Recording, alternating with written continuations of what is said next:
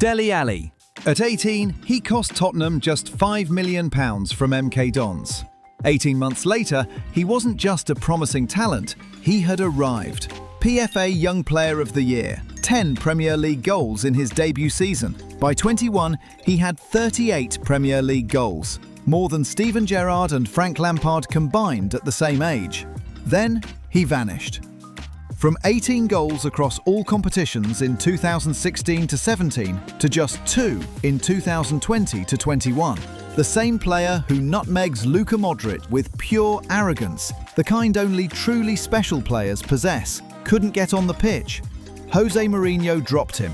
Nuno Espirito Santo didn't trust him. Antonio Conte barely acknowledged he existed. Everton paid an initial £10 million for a resurrection, a fee that could have reached £40 million with add-ons. He made 13 appearances. Besiktas took him on loan. 15 games, then silence. By 25, one of England's brightest talents was checking into rehab. 3 years earlier, he'd scored in a World Cup quarter-final. The gap between those two moments held a secret nobody saw coming. In 2023, Alli finally spoke. Childhood trauma he'd never processed. Addiction. Mental health struggles that football had masked but never healed. "I was living a double life," he admitted.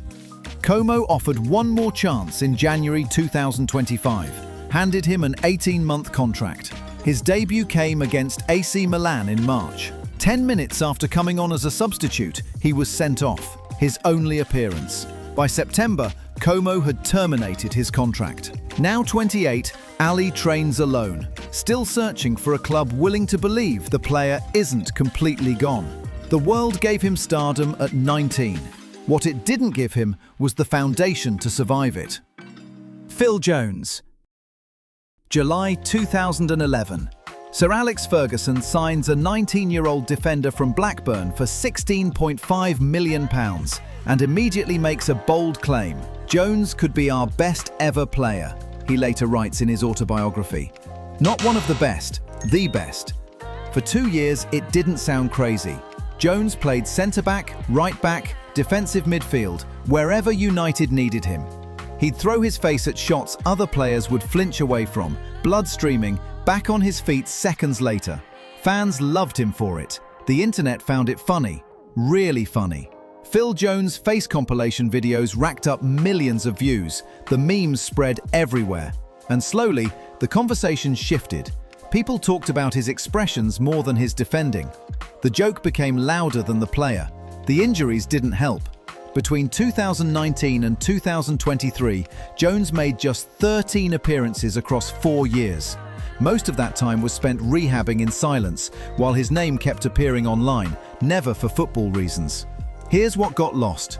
3 Premier League titles, an FA Cup, a Europa League trophy, 27 caps for England, a career most players would dream of.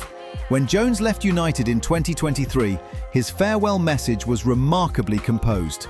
"I've had a fantastic career. I'm proud of what I achieved." No anger, no bitterness, just dignity.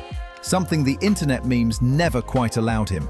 His story shows how quickly perception can shift, how mockery can become louder than achievement, and how hype doesn't just lift you up. Sometimes it paints a target. Andy Carroll. January 2011. Liverpool watch Fernando Torres walk out the door to Chelsea and panic. £35 million later, they've signed Andy Carroll from Newcastle. A 22-year-old target man built like a Viking, arriving at a club trying to play like Barcelona. Carroll's problem wasn't talent, it was timing. He was a throwback striker in a game sprinting toward tiki-taka. Liverpool wanted intricate passing. Carroll wanted crosses into the box. 6 goals in 44 league games across 2 seasons told the whole story. Right player, wrong place, wrong era. The cruelty wasn't just the mismatch, it was the price tag. £35 million turned Carroll into a symbol of failure before he'd properly begun. When West Ham signed him permanently for £15 million in 2013, the £20 million loss became Liverpool's punchline and Carroll's burden. At West Ham, glimpses appeared. Moments where the old Newcastle Carroll showed up, towering headers, physical dominance. But his body had other plans. Across 9 years, just 142 appearances. Knees gave out, ankles broke down, groins tore. Something was always damaged. Years later, Carroll admitted something that explained everything and nothing. At Newcastle, I never really watched football. I didn't know any players. I'd wake up on Saturday morning saying, "Who are we playing?" For someone carrying £35 million worth of expectations, he was remarkably detached from the game itself. Now 36, Carroll's story isn't about destruction. It's about miscalculation. The hype didn't break him. It sold a version of him that never existed. A footballer obsessed with the game he played. 35 million bought Liverpool a target man. It couldn't buy passion for the player that arrived. Bojan Krkić. Barcelona, 2007. A 17-year-old named Bojan Krkić stepped onto the Camp Nou pitch and broke Lionel Messi's record as the club's youngest ever player. 17 years, 19 days. The whispers started immediately. They'd found the next one. At La Masia, Bojan hadn't just been good, he'd been inevitable. 850 goals in a single youth season, a number so ridiculous it sounds made up. By 18, he had 12 goals for Barcelona's first team. The prophecy was writing itself. Except there was already a Messi. And when you're standing next to the actual Messi, being the next Messi doesn't make you special. It makes you a shadow. Bojan's confidence didn't just crack, it collapsed. Panic attacks started showing up where goals used to. At 21, Barcelona let him go, bouncing between clubs in Italy before Stoke City paid £1 million for him in 2014. Mark Hughes wanted technical players in the Premier League's most physical team, and for one season, it almost made sense. 4 goals, 6 assists. Glimpses of what Barcelona saw in that 17-year-old. Then, in January 2016, his knee gave out. A CL tear. When his body healed, his mind hadn't. Bojan jumped around. Mainz, Alaves, Montreal, Japan's Vissel Kobe. His last professional match came in 2023. He's 34 now, living quietly, occasionally talking about the anxiety that football couldn't fix and the fame that only made it worse. This isn't a story about wasted talent. It's about stolen identity. What happens when the world writes your story before you've lived it? Saido Berahino. August 2013. A 20-year-old walks onto the Hawthorns pitch for his first Premier League start and scores against Sunderland. Raw, powerful, fearless. By season's end, Saido Berahino had 14 goals. The next year, he had 20. Tottenham started preparing bids. England under-21 caps arrived on schedule. At 21, the world had already decided. He'd made it. So did he. Summer 2015. Tottenham's Daniel Levy offered £23 million. West Brom's Jeremy Peace said no. Berahino's response came via Twitter, posted for the world to see. "I will never play for Jeremy Peace again." He thought it was leverage. It was a grenade with the pin pulled. September 2015 to February 2016. 0 league goals. When Stoke City finally rescued him for £12 million in January 2017, the move felt like salvation. It wasn't. 3 goals in 39 games. Whispers about his weight, his attitude, his commitment. In September 2018, the FA suspended him for 8 weeks after testing positive for a recreational drug. Now 31, Berahino's story isn't about lacking talent. Talent got him everything. It's about what happens when a 21-year-old kid mistakes a rival for entitlement, when ego writes checks that discipline can't cash. The doors swung wide open. He walked through them like they'd stay that way forever. Daniel Sturridge. The 2013-14 season, Daniel Sturridge and Luis Suarez tore through the Premier League like it was personal. Sturridge scored 21 league goals. Liverpool came within 2 points of the title. At 24, Sturridge looked unstoppable. Balance, technique, ruthless finishing, and the kind of arrogance that made defenders hesitate. Then his body started breaking. Hamstrings first, then his hip. Thigh strains followed, calf tears after that. Between 2015 and 2019, Sturridge made just 76 league appearances across 5 seasons. Every time he found rhythm, something tore. Every comeback ended with another scan, another diagnosis, Another few months gone. The cruelty was in what his game demanded. Sturridge relied on explosive bursts, sudden direction changes, movements that required soft tissue to handle forces it couldn't sustain. His style was spectacular. It was also unsustainable. Brief spells followed, Turkey with Trabzonspor, then Australia's Perth Glory in 2021. By 2022, at just 32, he was done. Not officially retired, but no club willing to gamble on a body that had already said no too many times. Now 36, Sturridge occasionally posts training videos, does punditry work, but hasn't played professionally in over 3 years. His story is football's cruelest equation. Talent that demanded more than biology could provide. The hype wasn't wrong about Sturridge's ability, but desire and skill can't override what your body won't allow. Danny Welbeck. At Manchester United's academy, Danny Welbeck scored 72 goals in 89 games. 72. A hat-trick against Aston Villa in 2011. A Champions League goal against Real Madrid in 2013. United saw him as Rooney's successor. England handed him caps at 20. Arsenal paid £16 million for him at 23, convinced they'd found their striker. Then his knees said no. May 2015, 9 months out. 2018, nearly a full year sidelined. Welbeck wasn't lacking talent or intelligence, his body kept betraying both. Every time he found rhythm, something tore.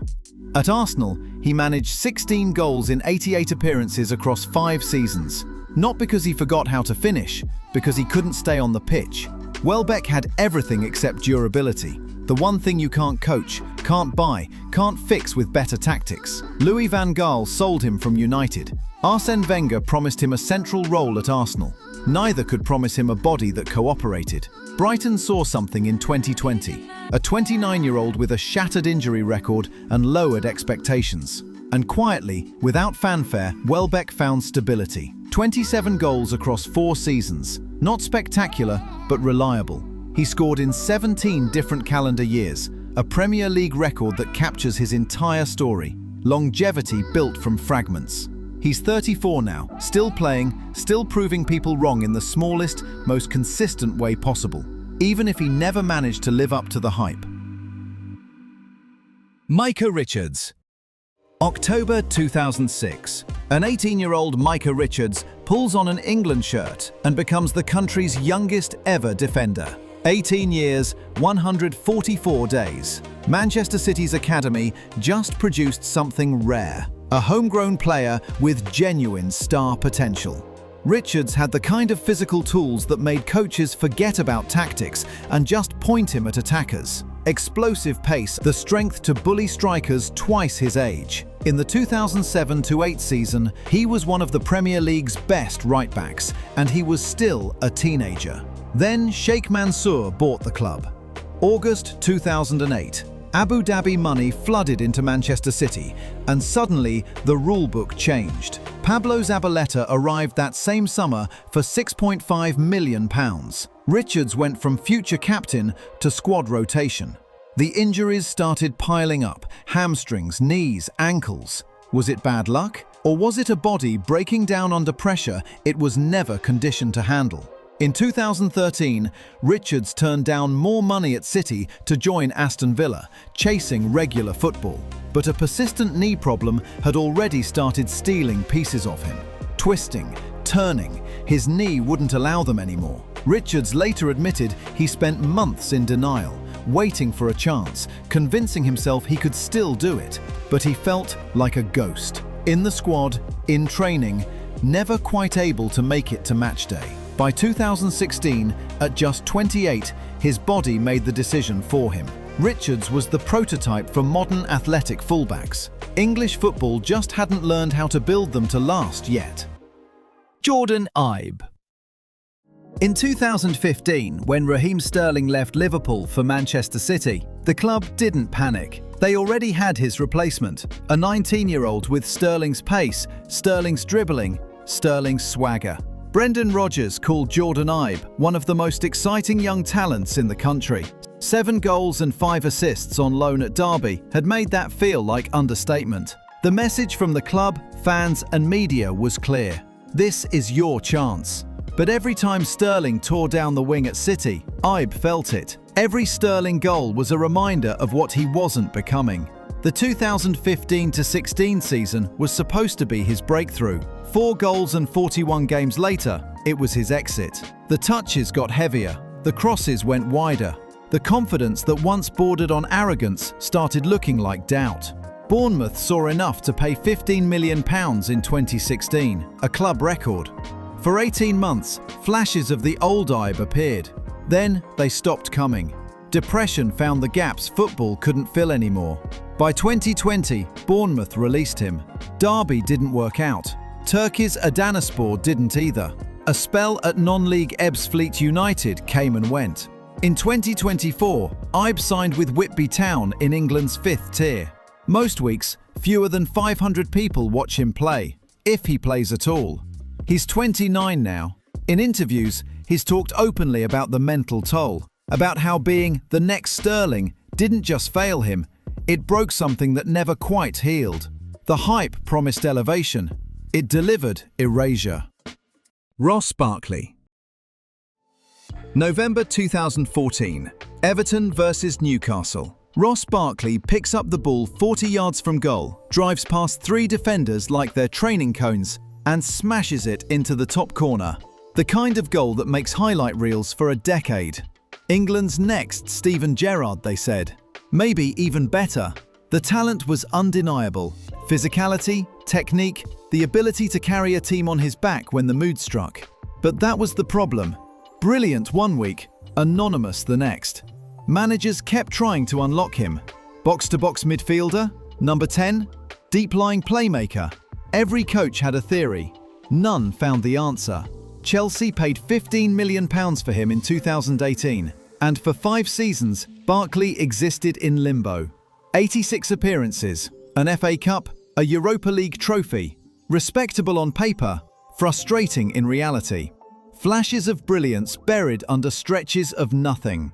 Then Luton Town took a chance in August 2023. A newly promoted side heading into the Premier League for the first time in 31 years signed Barkley on a free transfer. For 1 full season, he looked somewhat like the player everyone remembered. Even as Luton were relegated, Barkley stood out. Aston Villa saw enough to sign him in July 2024.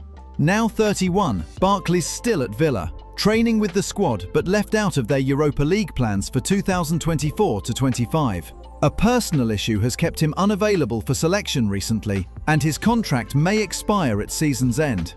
Not the trajectory anyone expected back in 2014, but not a disaster either. Just a winding road that never quite led where the signposts promised.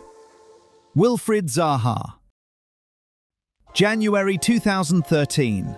Sir Alex Ferguson makes his final signing before retirement. A 20-year-old winger from Crystal Palace named Wilfried Zaha. £15 million. The whispers start immediately. Fergie's last prodigy. Maybe the next Ronaldo. Then Ferguson walks away. David Moyes walks in. And Zaha disappears. 2 league starts in 6 months. Rumours fill the gaps. Dressing room problems. Off-field drama. A manager who never wanted him. By 2015, United cut their losses. £6 million back to Palace, a £9 million write-off. Another one gone. Except Zaha refused to be another one. Back at Crystal Palace, something clicked. For 8 years, Zaha became everything United never let him be. 90 goals, 76 assists. The player Palace built their identity around. Every summer, bigger clubs circled. Arsenal, Tottenham, Everton, Chelsea. Every time, the move collapsed. Wages, timing, asking price, something always broke the deal. So Zaha stayed and became a legend in South London, while the rest of football wondered what he could have been somewhere else. At 30, he finally left for Galatasaray in 2023. Turkey didn't work. A loan to Lyon didn't either. Terminated after months. In January 2025, Zaha landed at Charlotte FC in Major League Soccer. Now 32, he's playing in North Carolina.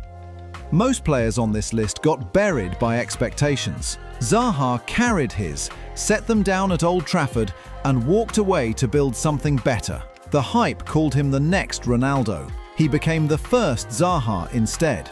That's not survival. That's refusing to let anyone else write your ending. Hype doesn't ask permission. It crowns you before you're ready, then watches to see if you survive the fall. Make sure to subscribe for more untold stories behind the headlines.